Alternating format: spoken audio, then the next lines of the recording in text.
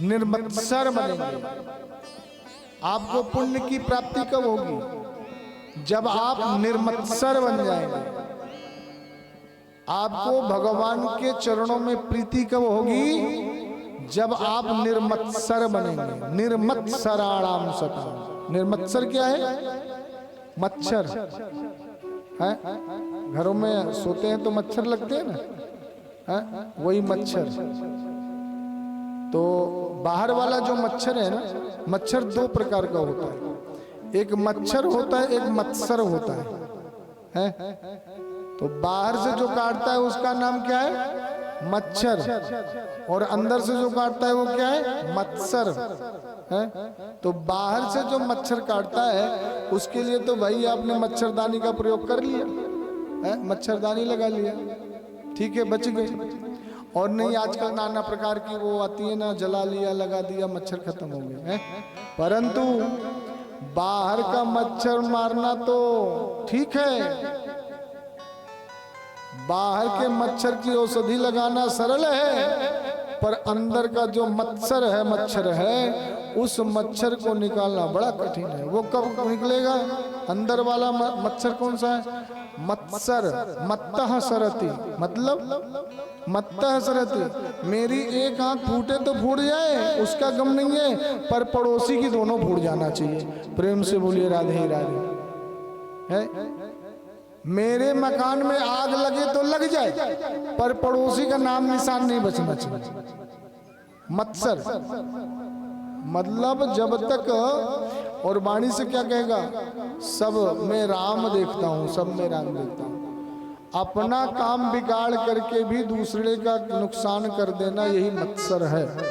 और जब तक ये मत्सर नहीं निकलेगा तब तक चाहे कितना यज्ञ कर लीजिए, अनुष्ठान कर लीजिए, कथा भागवत सुन लीजिए, कुछ होने वाला नहीं।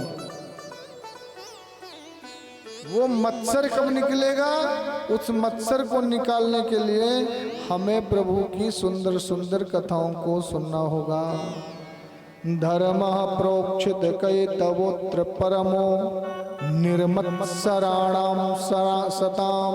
निर्मत्सर बनिए। अंदर वाला जो मत्सर है उससे निकाल दीजिए, तो क्या होगा? जब वो निकलेगा तो वेद्यम वास्तव मत्र वस्तु शिवदम तापत्रयोन्मूलनम। तापत्रय समाप्त हो जाएगा। कौन सा तापत्रय?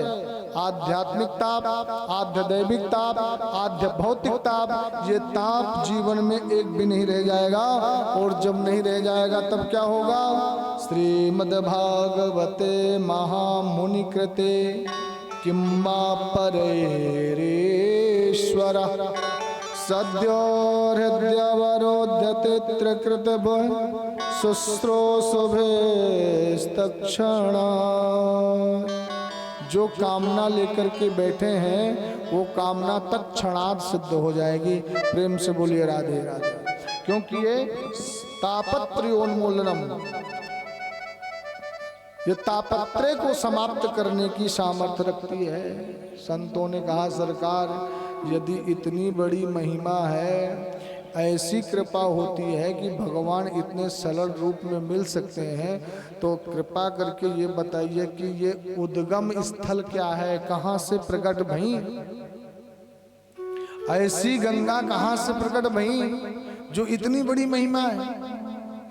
तब व्यास जी महाराज कहते हैं, निगम कल्पतरुर्गलितम फलम सुखमुखादमृतद्रव संयुतम पिबत भागवतम रसमालयम मुहुरहो रसिका भुवि भावुका। बोले निगम, निगम यानी होता है वेद। वेद रूपी कल्प वृक्ष का परिपक्व फल है श्रीमद् भागवत। इस रस को पियो। बोले महाराज ये वेद रूपी कल्प वृक्ष तो अनंत आकाश में देवलोक में है, यहाँ कैसे आया? और बाई चांस यदि वहां से आया भी तो इसको लाया कौन, और यदि लाया भी तो ऐसे तो लाया नहीं होगा, वहां से यदि गिर गया होगा और गिर करके यहाँ धरती में आया तो इतनी दूर से गिर करके तो पिलपिला हो गया होगा, फूट गया होगा, कचरा मिट्टी लग गई होगी। तो क्या कोई त्यागने वाली वस्तु है, छोड़ने वाली, सफाई करने वाली चीज है क्या इसमें? बोले नहीं। निगम कल्पतरोर गलितम फलम, अनंत आकाश के कल्प वृक्ष का परिपक्व फल है ये श्रीमद् भागवत। पर ये जब इस धरा में आया तो डाली पर डाली आया, इसलिए टूटने फूटने का तो कोई सवाल ही नहीं है। बोले श्रीमन नारायण की डाली से टपका तो ब्रह्मा जी की डाली में आकर अटका, और ब्रह्मा की डाली से टपका तो नारद जी की डाली में आके लटका, और नारद की डाली से टपका, नारद की डाली से टपका तो व्यास जी की डाली में आकर लटका, और व्यास जी की डाली से टपका तो सुक डाली में आकर लटका, और सुक डाली से टपका तो परीक्षित के माध्यम से हम सबको इस रस का पान करने का आनंद प्राप्त हो पा रहा है। प्रेम से बोलिए राधे राधे। तो महाराज यदि इतना सुंदर है, फूटा भी नहीं है, तो इसमें कोई भी फल होता है उसमें एक बीज निकलता है, छिलका निकलता है, तो इसमें भी कुछ ये ऐसा छोड़ने वाली चीज है क्या? बोले नहीं नहीं। सुख मुखाद मृतद्रव संयुतम, इसमें छोड़ने वाली कोई चीज नहीं है, क्योंकि ये रस सिंधु है, इसमें रस ही रस भरा हुआ है। पर महाराज एक बात बताओ, कोई कोई फल खट्टा निकल जाता है, तो खट्टा ये फल यदि निकल गया तो मुंह खट्टा हो जाएगा, इसकी क्या गारंटी है कि ये फल मीठा ही होगा? बोले 100% गारंटी है कि ये फल मीठा ही होगा। क्यों? क्योंकि इसमें पारखी तोते का मुख लगा हुआ है, और तोते का मुख जिस फल में लग जाए, आपने देखा होगा जिस फल में तोता मुख मार दे, चाहे वह भले ही खट्टा पौधा हो, खट्टे आम का फल गिरता हो, पर यदि उसमें तोते का मुख लग जाता है तो वो खट्टा फल भी मीठा लगने लग जाता है। प्रेम से बोलिए राधे राधे। बोले इसमें पारखी तोते का मुख लगा हुआ है, किसका? सुख मुखादम तद्रव संयुतम, इसमें सुखदेव रूपी तोते का मुख लग गया है, इसलिए मीठा ही मीठा है, खट्टे होने का तो कोई सवाल ही नहीं है। इसलिए इस फल को पियो। क्या करें? खाओ मत, खाने के लिए नहीं है। तो महाराज फल तो खाया जाता है, फल चूसा जाता है, तो पीना क्या है? बोले नहीं। पीबत भागवतम रसमालयम, इसको केवल पियो, क्योंकि कृष्ण भगवान रस स्वरूप है, इसको जितना पियोगे उतना आनंद आएगा। सुखम पीबत भागवतम रसमालयम, इसको पियो। बोले महाराज एक बात बताइए, ये प्याऊ जो आपने खोल रखी है तो सार्वभौम है कि कुछ लोगों के लिए है, गिने चुने लोगों के लिए? बोले नहीं नहीं, प्याऊ यदि खुला हुआ है तो प्याऊ में जो आएगा उसे पानी पिलाया जाएगा। किसी ने प्याऊ खोला और बोला आओ भैया जल पियो, जल पियो, बड़ा सुंदर जल है, बड़ा मीठा जल है, बड़ा सुंदर जल है। अब सामने वाले को प्यास एक भी नहीं थी तो बार बार सुनता और अनसुना कर देता, मुड़ के भी नहीं देगा।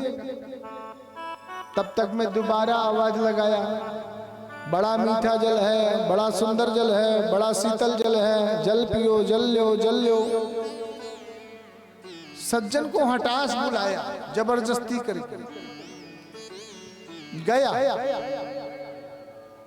पानी को छुआ भी नहीं, हाथ भी नहीं लगाया, प्रश्नों की झड़ी लगा दी। अजी बताओ, ये पानी तुमने कोई नदी से लाए या तालाब से लाए? भैया, या किसी कुआं से लाए या किसी बावली से लाए? नहीं नहीं भैया, मेरे घर में सुंदर कूप है, उस कूप से इतना शीतल जल है मेरे कूप का कि मैं अपने हाथों से सुंदर बाल्टी को मांझ करके धोकर निकाल करके इस घड़े में रखा हूं। आप पीकर तो देखो कितना सुंदर जल है, कितना मीठा जल है। अच्छा अच्छा ठीक है, तो एक बात बताओ, बर्तन वर्तन साफ करके भरे हो कि ऐसे भर लिया? नहीं नहीं, बिल्कुल बर्तन साफ करके कपड़े से परीक्षण करके भरा हूं, आप पीकर तो देखो। अच्छा अच्छा ठीक है, एक बात बताओ, कहीं ज्यादा ठंडा तो नहीं कि गला खराब हो जाए? लो, अब इतने प्रश्न इसलिए हो रहे थे चूंकि प्यास नहीं लगी और कहीं राजस्थान में पड़ गया होता, प्यास के मारे मुंह चिपचिपा रहा होता, तो ये क्या कहने का मौका मिलता? वहां तो तुरंत कोई पूछता कि भैया जल पियोगे, तो ओक लगा देता कि भैया वो तो जल मिल गया, अब जीवन मिल गया। तो बोले ये प्याऊ तो सार्वभौम है, सबके लिए, परंतु पीबत भागवतम रसमालयम मुहुरहो रसिका भुविभावुका। बोले दो लोगों का नाम लिया, रसिक और भावुक लोगों को। बोले तो क्या इन्हीं दो लोगों के लिए है? बोले नहीं, ये रसिक और भावुक वो लोग हैं जो प्यास के मारे तड़प रहे हैं, कहीं भी मिले कैसे भी मिले भगवत कथा रसपान करने को मिले। हमारे वृंदावन में,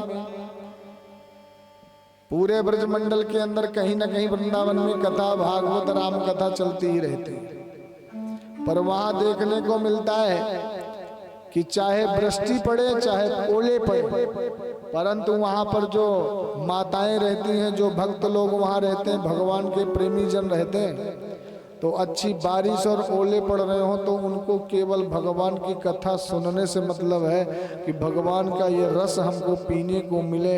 भगवान हमको 10,000 करोड़ों की शक्ति नहीं मिली, 2 कान है, पर हम आपकी कथा का रसास्वादन ये जीवन में करते रहें। तो वो धूप में चाहे जितनी धूप हो, चाहे ओले पड़े, चाहे बारिश हो, उन्हें इस नगर से उस नगर भागवत जी सुनने जाना है तो जाना है। वो भक्त पीना भागवत जी को सुनने के लिए कहीं नहीं कहा। क्या बोले? पीवत भागवतम, पियो। पियो मतलब एक कोई सज्जन थे, उन्होंने 2 मूर्तियां बनाई पीतल की, 500 ग्राम पीतल की एक मूर्ति और 500 ग्राम पीतल की एक मूर्ति, और उन मूर्तियों को लेकर के बाजार में नुमाइश के लिए रख दिया। बोले आओ मेरे मूर्तियों की परीक्षा लो और खरीदो। एक की कीमत 1 लाख रुपए है और एक की कीमत मात्र 10 रुपए। बताओ किसकी कीमत लाख रुपए है और किसकी कीमत 10 रुपए? लोग आते रहे, लोग बोलते रहे, जो सोने की होगी उसकी कीमत लाख रुपए है, जो तांबे की होगी उसकी कीमत 10 रुपए है। सज्जन बोला नहीं नहीं, शुद्ध 500 ग्राम तांबे की ये मूर्ति, शुद्ध 500 ग्राम तांबे की ये मूर्ति, शर्त ये है कि एक की कीमत लाख रुपए है और एक की कीमत 10 रुपए है। परीक्षा लो और बताओ किसकी कीमत लाख है और किसकी कीमत 10 रुपए।